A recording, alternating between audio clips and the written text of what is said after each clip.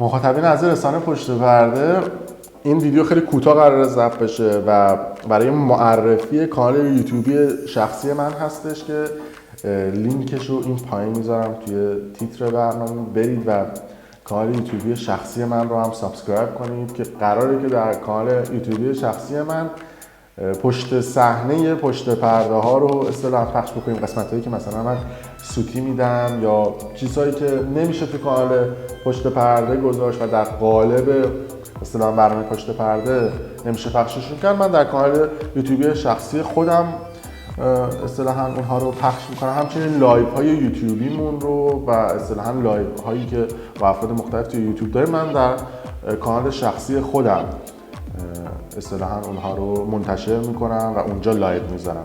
پس لطفی بکنید من لینکی که توی قسمت توضیحات این ویدیو میذارم و اون آیدی که من تگ میکنم روی تیتر این ویدیو بزنید و کانال شخصی من رو هم سابسکرایب کنید. حتما یکی از ویدیوهای من یا یکی از اصطلاحاً ویدیوهایی که اون پایین هست توی اون پیج شخصی من رو لایک بکنید که سابسکرایبتون نپره، چون ربات تشخیص داده میشید.